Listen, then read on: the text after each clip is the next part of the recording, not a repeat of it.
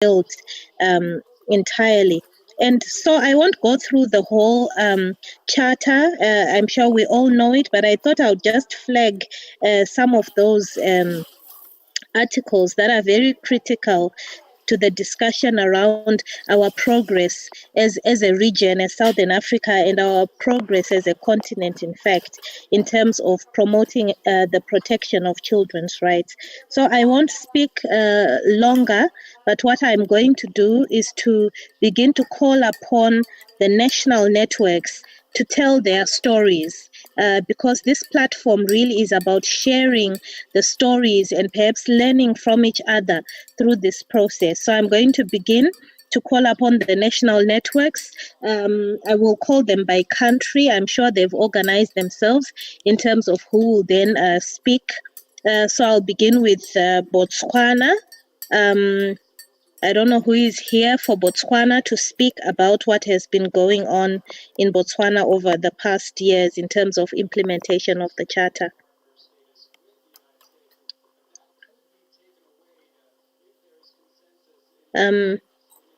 Is there anyone from Botswana?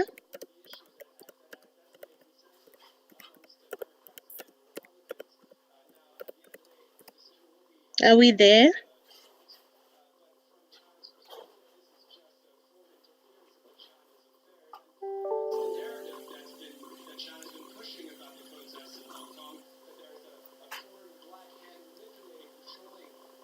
Okay, I see, maybe Jenny, you can assist me. I see there's hands that have been raised. Is that correct? Okay.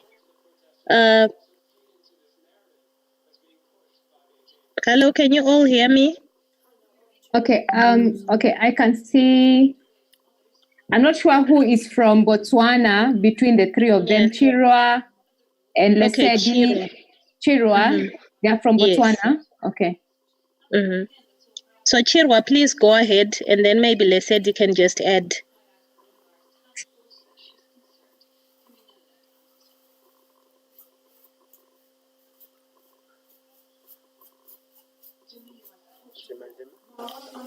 Chirwa, please go ahead and speak for Botswana.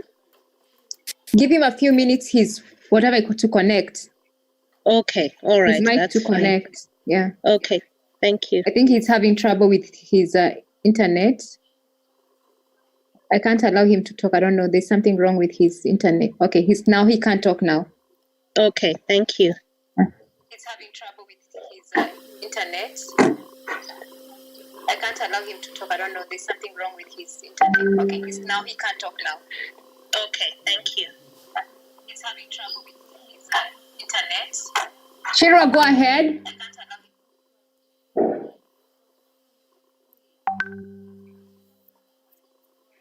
him. Sorry, I just wanted to say, can you check with my chat? I don't know if he's online, but he's the secretariat for the Botswana team. So I don't know if he's online.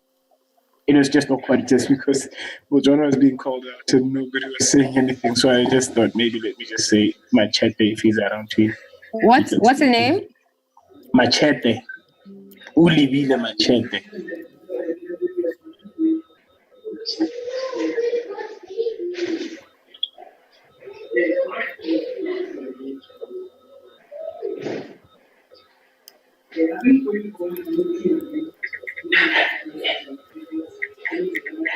No.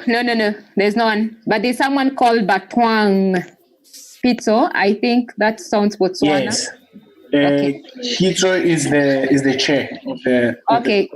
He can be able to talk. I think he can go ahead. I don't know. I don't think he's online. You can tell him, Batwang, please go ahead. Batwang. His hand is up, but he's not talking. Batwang. I'm sure he can hear you, but then he needs to remember to unmute himself. Yeah. Batwang, please unmute yourself. Okay, go ahead.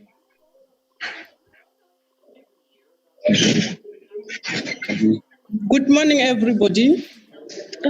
I am Madina Motsepe from Lesotho. With regards to the African Charter, Lesotho was one of the many countries that ratified the charter and domesticated it. And we have been reporting periodically. However, there had been challenges with the delayed reporting by the government, which has constrained us from compiling our complementary report. As we celebrate the 30 years of the Charter, I think we have made significant inroads.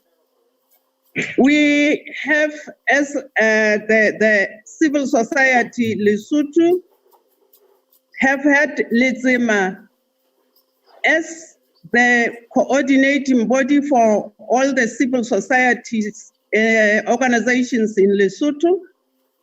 We further compiled a directory of service providers for children. I think within the Charter, one of our significant achievements is the initiation of child participation. It has been not an easy road or route to include children, as you know, the attitudes of adults. But I think we have examples that we can share with other countries. We have children committees in some of the boarding schools, particularly the schools for people or learners with disabilities, where they have their children's committees that are integrated into the management systems of the schools. We are now, after we came back from Egypt last year, we have had Bataung making a lot of presentations on children making their own decisions or driving their agenda. It's still on the small scale, but we are beginning to see our way. And we are saying, with enthusiasm that the children are showing, we have a new partner led by young people called Silimela Net Learning Network, that we are now going to work with it to promote children's rights in different institutions, starting from the learning institutions.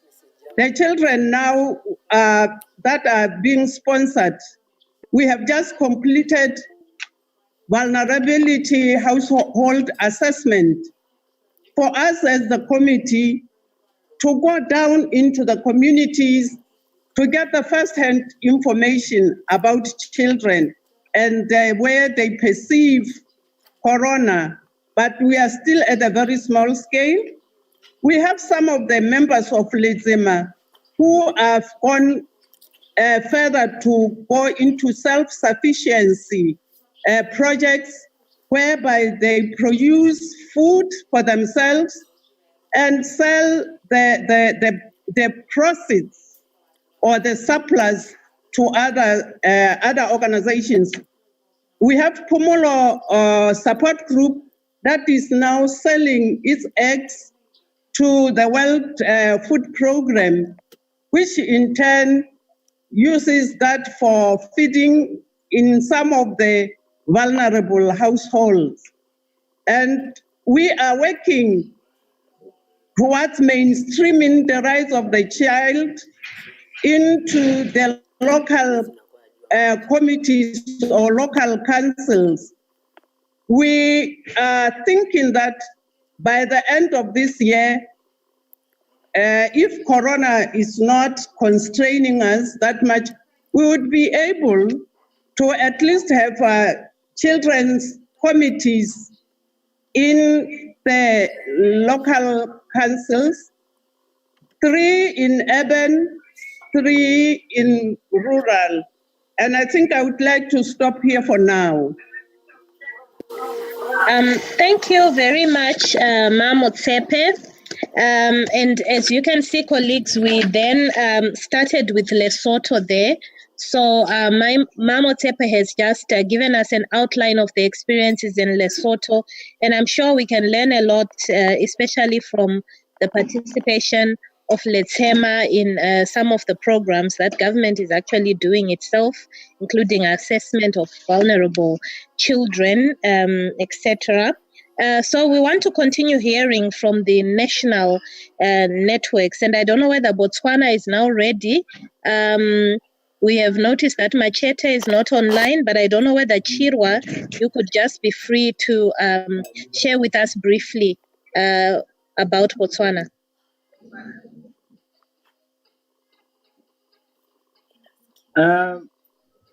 It's for me. I was caught off guard there, so because I assumed the communication would have been done with the chairmen of different countries to prepare for this particular presentation. But that being said, I think one of the things that I can speak to in relation to Article 2, which is definition of the child, and you rightfully put that many countries have aligned with the statutes to be in line with the definition of the child. Botswana in 2018 made amendments to its penal code to make sure that the definition of the child is the same across all statutes, and that has been done. I think the other thing, maybe that could be in relation to Article 18, and like I said, I'm speaking on behalf of myself and organizations that I also work with, but not necessarily on behalf of the network, because I'm not in a position to speak on their behalf. In our engagement with the Family Welfare Office, one of the news that we had was that Botswana will be working on developing their family policy this year. So it's something exciting that we look forward to. And when we reflected as well to this year's International Day of the Family, we all appreciated the significance of having a national family policy, especially looking into the theme of this year, which was quite exciting to say families in development. It spoke to the importance of investing in families. And once you invest in families, you address a whole lot of issues, as we have evidently seen with the world's response towards COVID-19. Should we be having strong family structures, we would have mitigated the impact of COVID-19 on families, subsequently on their country. So it is interesting times to also work with the government towards implementing the national family policy. I think there's also conversation that we gathered from government regarding administration of juvenile justice, but this is specifically related to child courts. The government is having the conversation around the development of child courts. It is something that is exciting for us as a civil society organization to really want to work with the government and ensure that child courts are being set up in Botswana. I think I can only speak to that, but the other thing that I know of is that some of our statutes are being reviewed. I think we have our Adoption Act, I can't recall if it's 1952 or what, but we have one of the oldest Adoption Act in the country, and we have been told that these are some of the statutes that are being reviewed currently. So yeah, I think I will stop there because I was not necessarily representing the network. We have not discussed this as a presentation. Yeah. Thank you, Chirwa. Even though you were not prepared, as you say, I think you've done quite a good job. You've really given us an outline of what has been happening in Botswana, and it seems the trend is that there are still challenges around aligning certain legislation with the Charter to ensure that the rights of children are respected fully. I will move on now to request Lungile from Eswatini to give us a brief about what has been going on in Eswatini. Lungile, could you kindly share?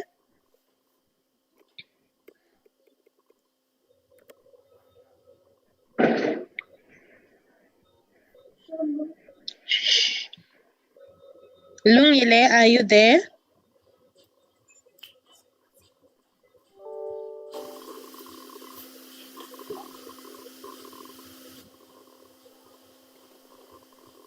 Okay, I'm not hearing anyone responding.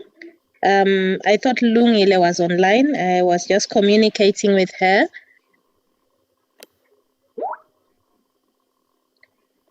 Perhaps she needs to reconnect or sort out her connection.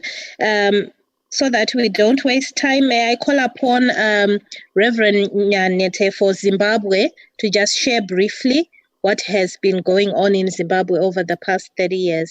Reverend, are you there? Yes, I am. Okay, so please go ahead. I see Maxim is there as well. I don't know who is sharing for Zimbabwe between the two of you. It's myself. It's yourself. Okay, please do go ahead, Reverend. Thank you. Thank you, Chenge. Thank you, everyone, and good morning. For Zimbabwe,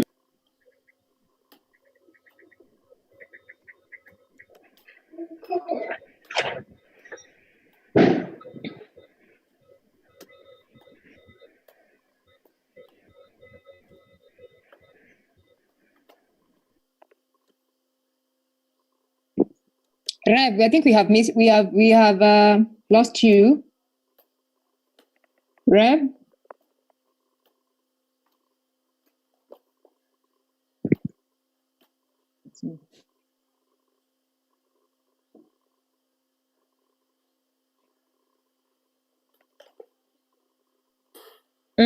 Seems that perhaps Rev has gone offline. He might be trying to reconnect. I don't know if Lungile is available. Lungile, are you there?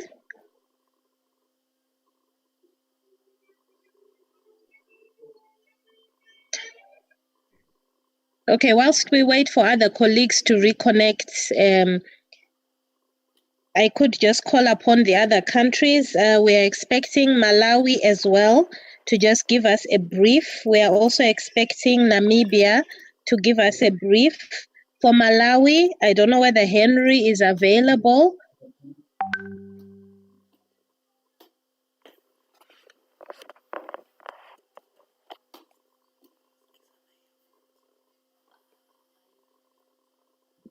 Henry is in. I saw him.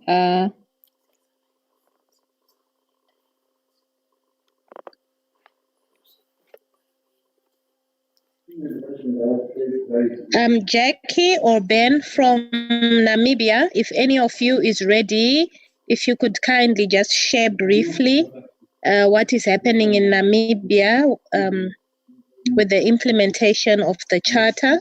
I know Jacqui was here earlier.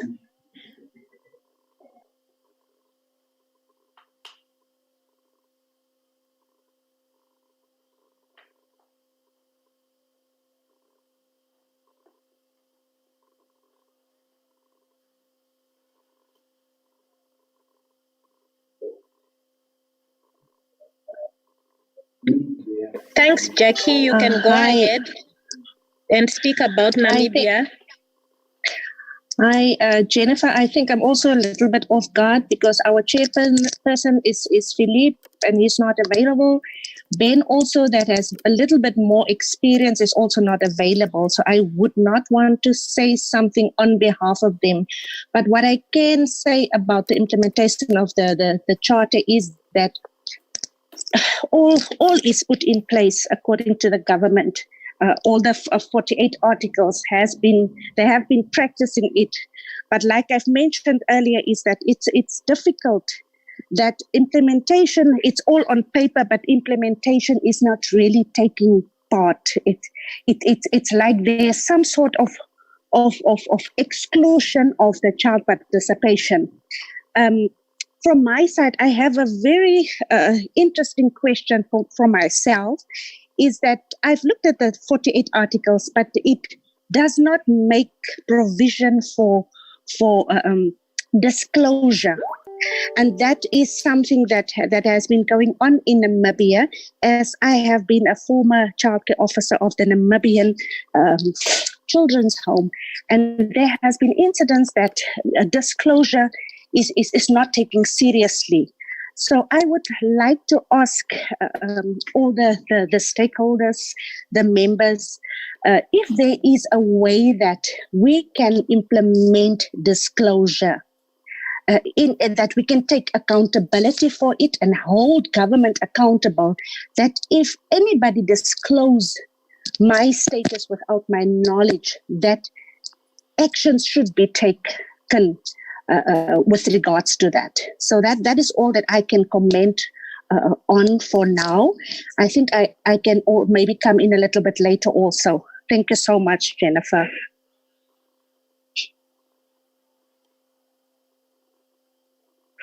Thank you, Jacqui, for giving us an outline. Yes, it's fine. Thank you so much, Jacqui, for giving us an outline of what's been happening in Namibia.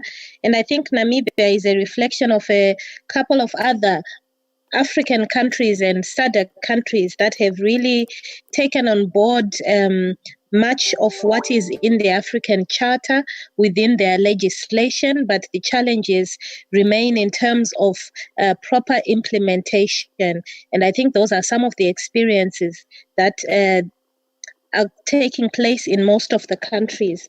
I'm going to now call upon again Zimbabwe. I hope that the Reverend has now reconnected. Reverend, are you now back with us?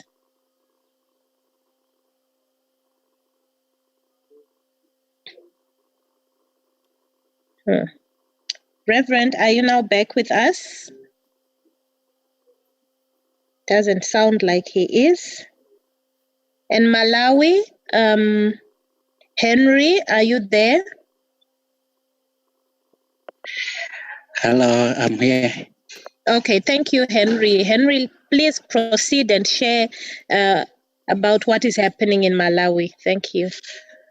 Thank you so much, Chengi, and thanks so much all for participating in this meeting. For Malawi, we have made a number of progress in domesticating the charter.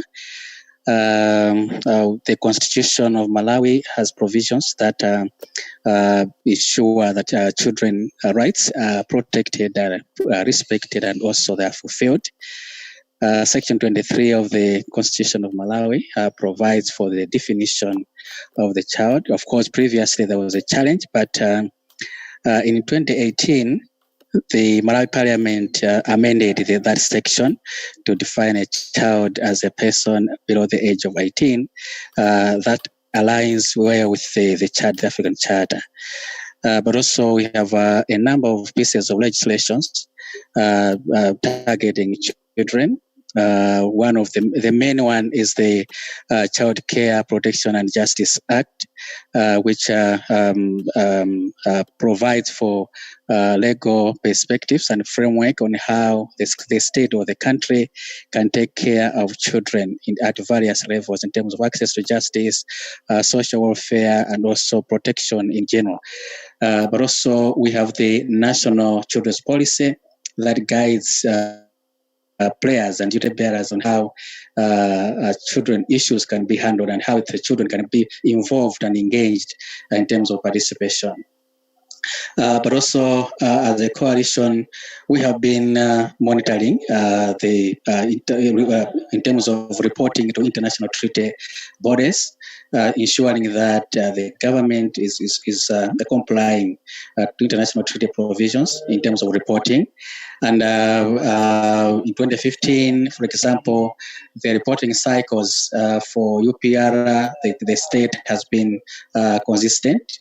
Now the Malawi is in the third cycle of the reporting, and as a coalition, we have also been facilitating CSOs in the child rights sector to provide and submit shadow reports to the UPR mechanism.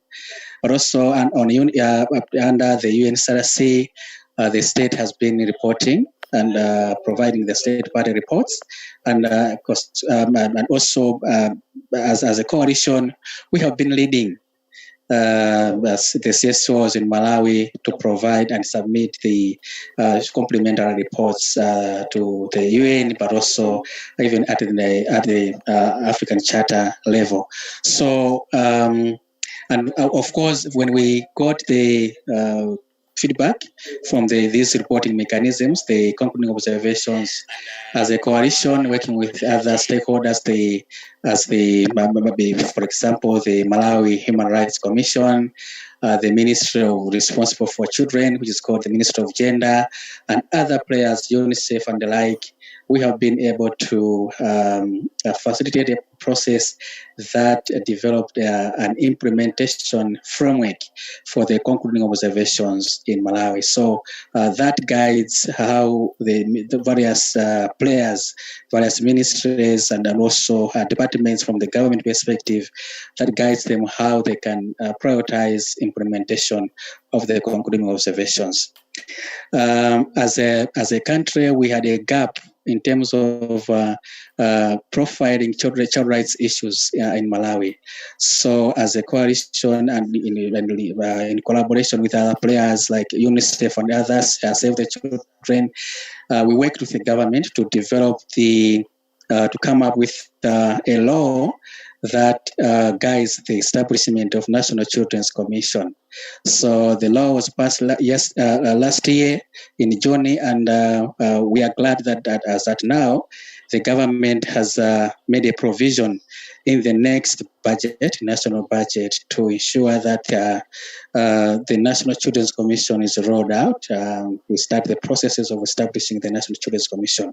We hope that with this structure, there will be amplified voice and visibility of children issues at highest policy level, and that in terms of regulating all players in the child rights sector in Malawi, that will be well coordinated through this commission.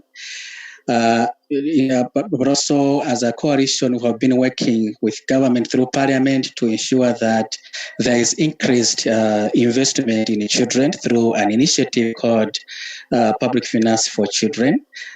For about 3 years now, we have been engaging with the government and also working with the ministry responsible for children to ensure that there is progressively an increase in the level of investment in children. And we follow the national budget cycle. We engage at various levels during the pre-budget, but also during the budget sessions. And even after the budget has passed, we monitor how the budget is being implemented or executed in various places in Malawi. So that mechanism for us to achieve effective engagement as a CSO sector, we established an initiative. We started an initiative which is called Public Finance for Children CSO Caucus, and through this caucus, where we have established strategy,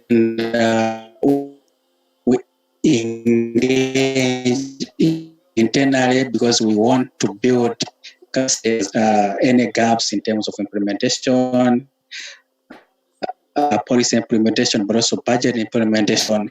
And through that evidence, we develop advocacy messages and strategies to engage with the government at various levels. So we have seen that this initiative has been bearing some fruits, especially in the ECD. An example is the ECD budget that has now improved significantly from maybe the previous 5 years. We have seen a positive trajectory where now the investment in ECD by the state has been a priority. We still have some gaps, of course, in terms of peace registration and legal frameworks. Currently, we have no framework to guide child for children, and also working with other partners. We have Save the Children and other players that are coming in to support to develop the child participation guidelines, national guidelines, and child participation strategy for Malawi with the process that has started. We also have a gap in terms of how the state is handling children that are connected with the streets. So we don't have a strategy now, but the process has already been started to ensure that as a state and as a country, we have a national strategy on how street-connected children can be ably handled or removed on the streets, but also be reintegrated where possible, and where we don't have an opportunity to reintegrate them, we can be able to provide for those children. We also have a gap in terms of the issue of adoption.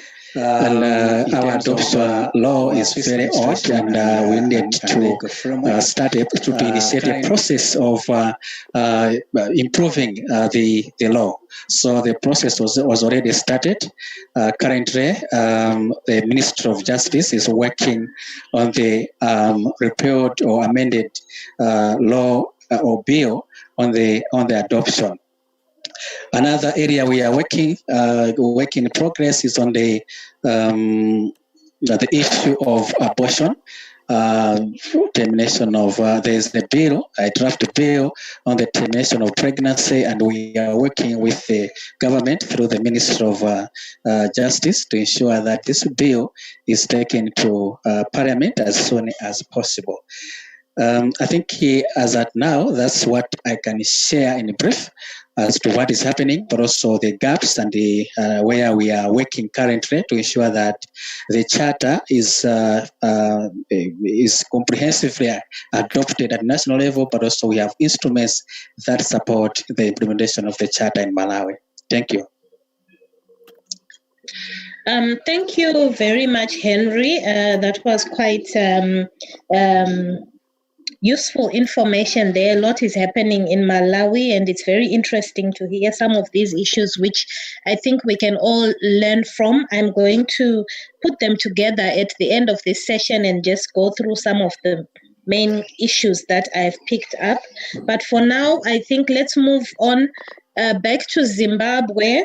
Reverend had been cut off earlier, but he's back online now. And I'll call upon Reverend Nyanete to just give us an overview of what has been happening in Zimbabwe in terms of implementation of the charter. Thank you. Thank you, Chenge. You can hear me? Yes, we can hear you, Reverend. Please go ahead. Thank you. I understand that Zimbabwe is ascended to the treaties, the UNCRC, the African Charter, and it is gone on to engage in a process of domestication. But then in that process, in 2013, a new constitution for the country was then adopted. And what that means is that all the laws of the country have to be aligned to the new constitution. And that process is still happening as we speak. But we still have a principal law, the Children's Act, that has not been aligned in quite a number. But what is interesting, the Education Act has now been amended, and it is, interestingly, it has abolished corporal punishment in schools. It has gone also to state that the government will fund a free education up to all level. Then also it has indicated that government will also provide sanitary wear to girls in schools.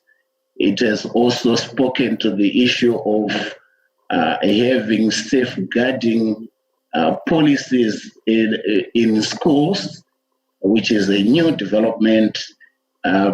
It also speaks to the issue of second chance education, particularly for girls who become pregnant whilst they are in school. So that amendment has just happened. It happened a month ago, and it requires. So the process that we want to engage now is to sensitize communities or society around that amendment, because it's quite involving. There are new issues. So we are putting up a program with the Education Coalition of Zimbabwe around sensitization and bringing people to be aware. I just spoke of that one law. But also we now have in the police force, there is a victim-friendly unit specifically to handle children's issues and also women's issues. We, in the justice delivery system, we have a victim-friendly unit system that also handles children's issues and tries as much as possible to not to bring to cause criminality to a lot of children. So that is in place and it's working, and we're having more of those courts within the country as we speak. Then in terms of reporting to both the UNCRC and the African Charter, for Zimbabwe, it is reported once in 2015, and it was due to report in December of 2018. We've missed that target, and we are busy engaging government to say, when are you submitting? We are told that the official report is ready, but we are not sure what is causing them not to report.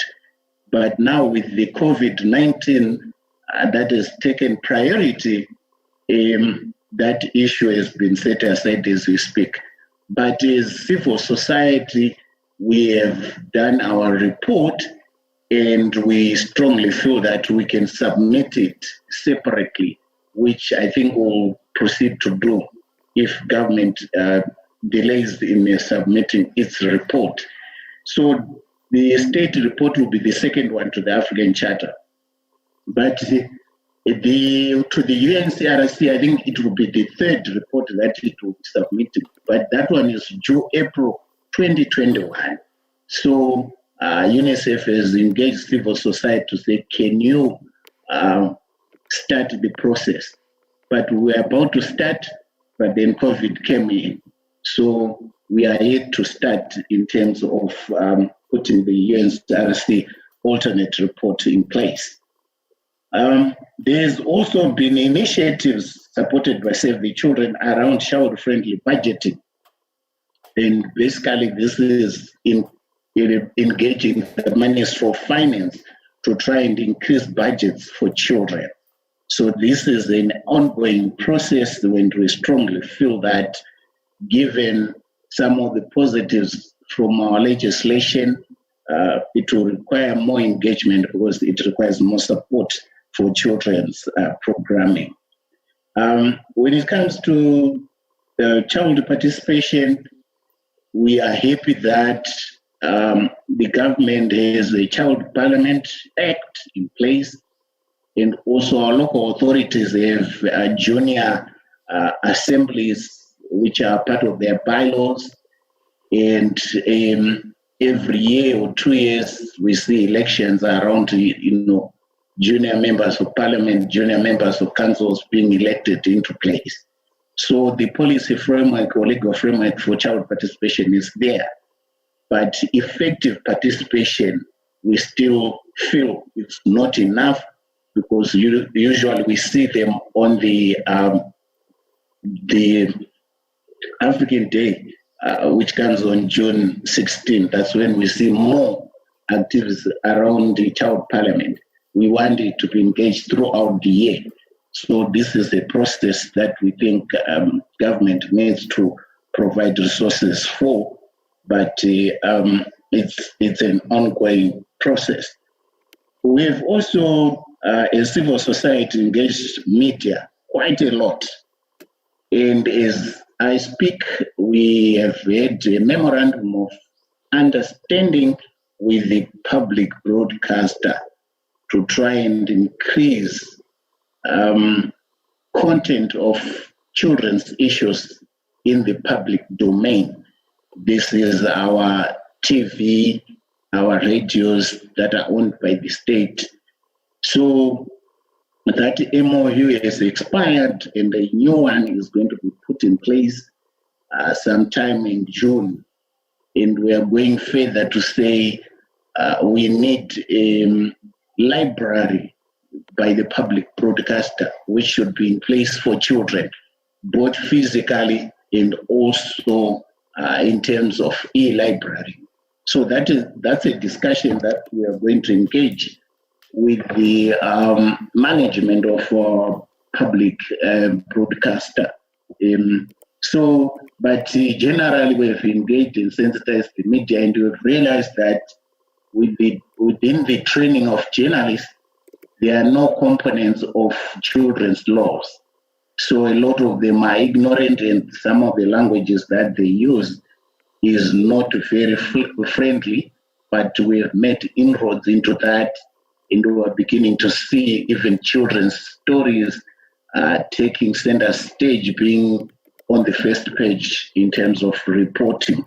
So that is work in progress, but ideally we feel that the curriculum for journalist training should involve children's laws or children's issues. Then we also strongly feel that there should be a children's ministry. At the moment, children's issues are scattered in quite a number of ministries, but the main one is the Ministry of Public Service, Labor and Social Welfare, which does all child protection issues. But when it comes to reporting, it's in the Ministry of Health and Child Care, which we feel comes to reporting, and some of the challenges that we are facing. We're even trying to engage the Office of the President to say, can't we have a desk within his office to attend to children's issues? But that's a discussion that is still going on. But we think if we have a child ministry, a standalone, it would help. Because when we go to SADC, we are finding it difficult to speak to children's issues. Even Krinza can acknowledge that, because children's issues are lumped within the ministries of youth, and this is not giving them the prominence that we want. So that's an engagement that's ongoing. Then we've, as civil society, we are now part of the Child Rights Network for Southern Africa, Krinza, and we are happy that we're the founding network of Krinza, and we've seen a lot of progress and growth within Krinza. As you can see now, they are providing secretariat to the CSO Forum, which we are quite happy about. And we know that it continues to grow, and we are also excited that some of the international partners like Plan, Save the Children have come on board to support Krinza. Please continue. We are quite happy with that development. We are also part of the CSO Forum. So we are happy. We are part of ECPAT on exploitation of children, and we've actually done a study as a country. We've also participated in regional and international forums for ECPAT. Then when it comes to funding for the national network, that's where I have a challenge. That's where I think CSO Forum should also speak a lot about. Most of our partners who are supporting us are not strong in supporting the administrative function of national networks. That is paying salaries for staff.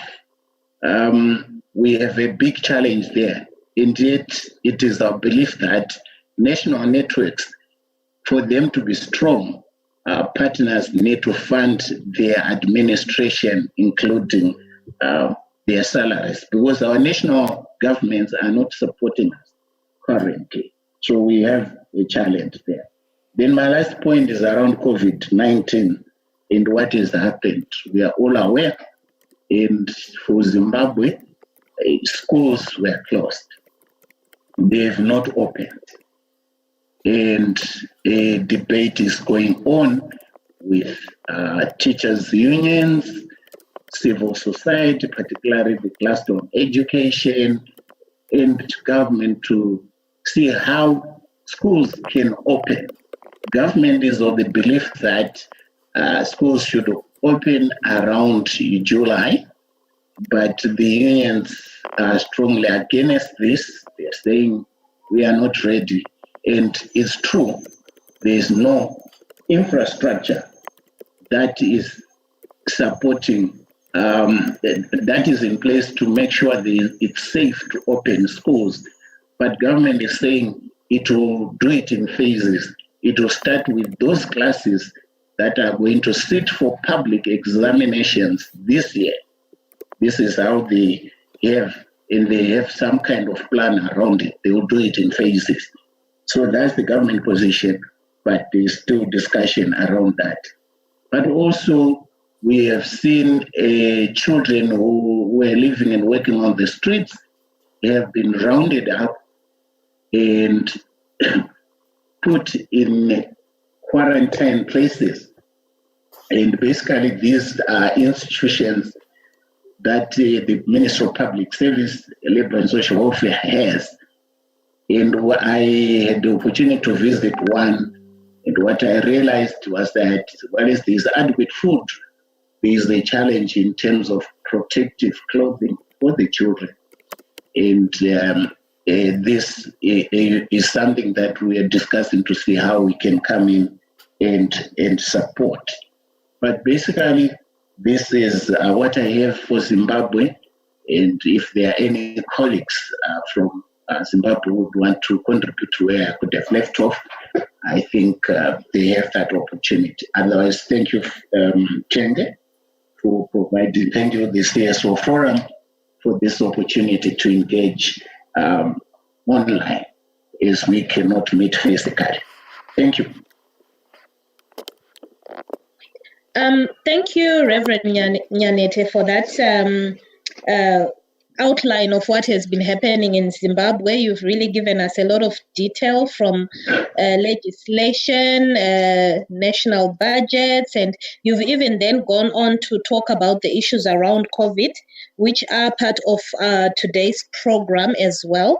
I'm sure all of us will notice that on the program, there is another session coming up for us to talk about the issues around COVID. But thank you, Reverend, that you've already covered it. So I'm going to call upon Zambia, but I am aware that there are 2 or 3 other people that I'm going to give an opportunity to talk.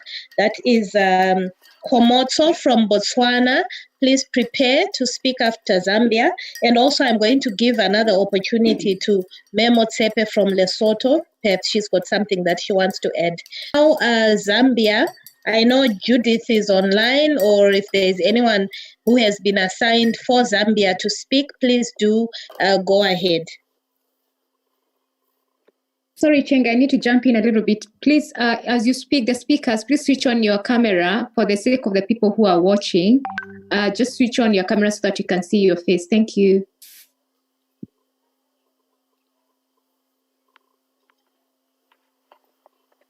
So, Zambia, is there someone for Zambia, please?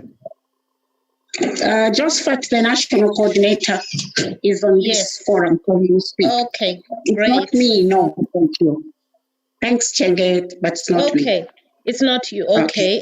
No. They are here on this forum, are they? You said? No. Yeah, so Josephat Nyambo from Zambia will speak. All right. Yes. Hello, hi, how are you?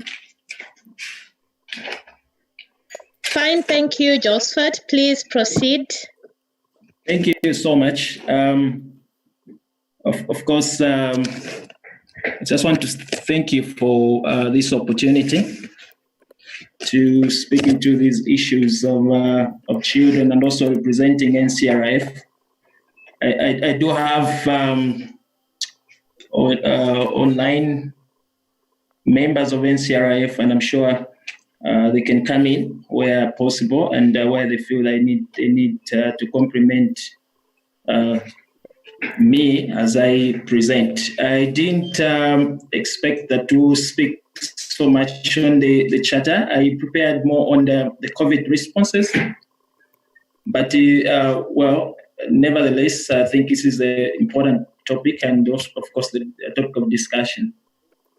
I will begin by just mentioning the fact that, of course, there's been a lot of activities that have been happening in Zambia, as well as civil society activities concerning the implementation of the African Charter.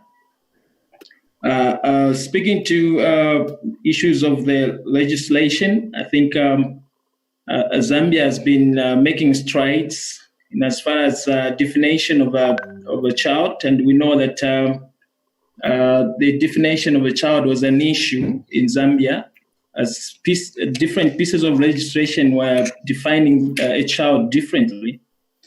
But the step has been taken by in defining a child actually in the Constitution. And as it stands, the current Constitution has tried by all means to define a child and also aligning it to the international standards. The Constitution at the moment defines a child as one who has actually attained the age of 18. But of course, we know that there are issues of semantics there when it comes to definition of the word attaining. Attaining may mean that everybody else who has actually attained 18 is a child. So that is something that we may need to look at. But I think it's a good stride, and it's a good it's a good step, at least, that we know that the definition of a child has been dealt with already in the Constitution. But we still need to go further by just making sure that those confusion in terms of wordings are actually dealt with. So when it comes to the definition of a child, I think it is we've tried to align to international standards and also the African Charter. Yeah. So we also have what we've been looking at as civil society as well as the government in terms of the Child Code Bill, which is different pieces of legislation that relates to children. And those are the pieces of legislation that have been put together, and we're calling it the Child Code Bill. And this is a bill that has been being worked on for the past, I think, few years, over 11 years. And the civil society, NCRF, has been on it and pushing for the enactment.